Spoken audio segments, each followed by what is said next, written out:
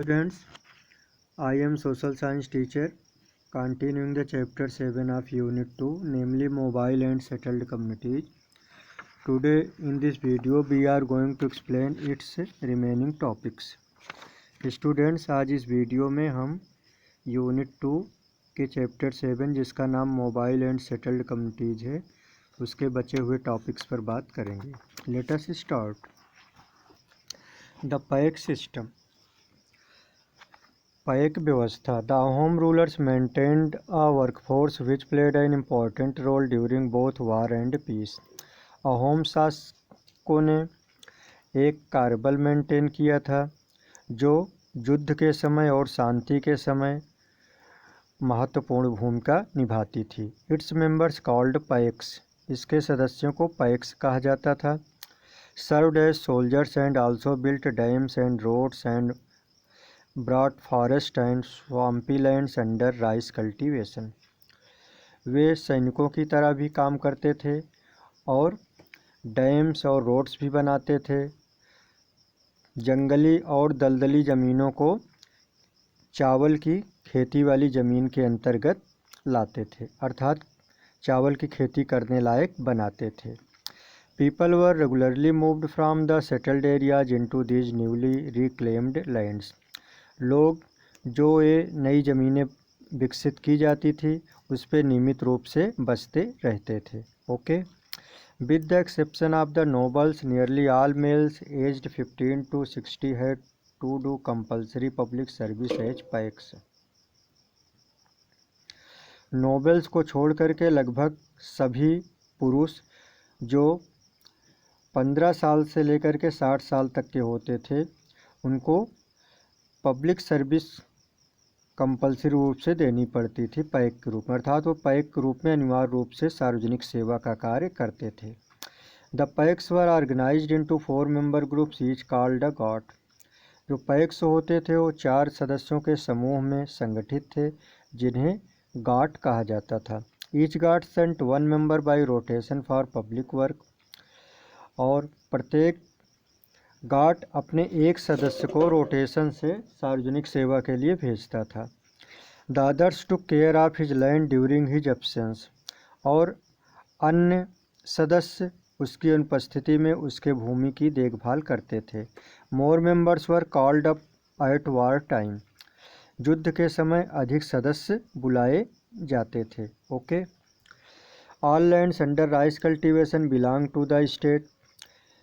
धान की खेती के अंतर्गत जो भी ज़मीनें थी वे सारी स्टेट की होती थी, अर्थात राज्य की होती थी. Every paik was given a certain amount of this land to cultivate. प्रत्येक पैक को इस ज़मीन में खेती करने के लिए कुछ उसका हिस्सा दिया जाता था, अर्थात इस राइस कल्टीवेशन वाली लैंड का कुछ हिस्सा प्रत्येक पैक को दिया जाता था. This land was tax free and could be redistributed. इस ज़मीन से कोई टैक्स नहीं लिया जा सकता था और इसका वितरण फिर से हो सकता था. There was no limit to the inferior land a paik could own. और जो निम्न क्वालिटी की ज़मीन होती थी उसको रखने की कोई सीमा नहीं थी. एक पैक जितना चाहे उतना उसको रख सकता था. The paiks also had access to common forest lands and grazing grounds.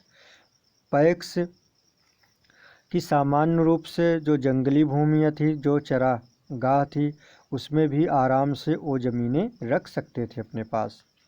In the 17th century the paiks were grouped into divisions called khels. 17वीं शताब्दी में पैक खेल नामक भाग में समूहबद्ध हो गए. Each khel had a graded system of commanding officials. The lowest of them was in charge of 20 gods. प्रत्येक खेल में ग्रेडेड सिस्टम होता था कमांडिंग ऑफिशियल का, अर्थात नियंत्रण करने वाले अधिकारियों का एक क्रम होता था. The lowest of them was in charge of 20 guards. उसमें से जो सबसे निम्न स्तर का अधिकारी था वह 20 गार्ड का प्रभारी होता था. ओके. नेक्स्ट टॉपिक रिलीजन, धर्म. Although the Ahoms descended from the Buddhist Shan tribe they were not Buddhist. यद्यपि अहोम लोग बौद्ध धर्म को मानने वाले शान ट्राइब के वंशज थे, लेकिन वे बौद्ध धर्म को नहीं मानते थे, अर्थात वे बौद्ध धर्म के अनुयायी नहीं थे। They worshipped tribal gods although some Ahom rulers took Hindu names and adopted Hinduism. वे जनजाति देवताओं की पूजा करते थे, यद्यपि कुछ अहोम शासक ने हिंदू नाम धारण किया था और हिंदू धर्म को अपनाया था। The influence of Brahmans increase during the 17th century. 17वीं शताब्दी में ब्राह्मणों का प्रभाव बढ़ा। But even though the Ahoms built Hindu temples with Hindu priest they continued to worship their tribal gods. But even though the Ahoms built Hindu temples, यद्यपि होम्स ने हिंदू मंदिरों को बनवाया, उसमें हिंदू पुरोहितों को रखा। But they continue to worship their tribal gods, लेकिन फिर भी वे अपने जनजातीय देवताओं की पूजा करते रहे। They also used their tribal language along with Assamese and followed their tribal customs such as burial of the dead. और वे अपनी जनजातीय भाषा का भी प्रयोग करते रहे असमी के साथ साथ, और जनजातीय रीति रिवाजों का भी पालन करते रहे, जैसे कि मृतकों को दफनाना। Okay students, with this chapter ends, thanks so much.